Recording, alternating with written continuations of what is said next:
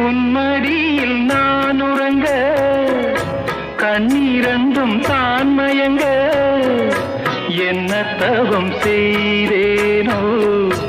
என்னவென்று சொல்வேனோ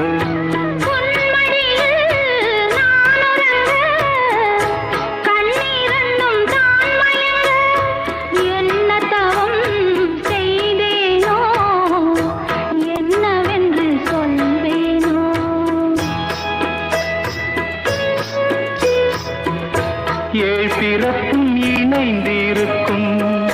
சொந்தம் இந்த சொந்தமம்மா வாழ்விருக்கும் நாள் வரைக்கும் தஞ்சமுந்தன் நெஞ்சமம்மா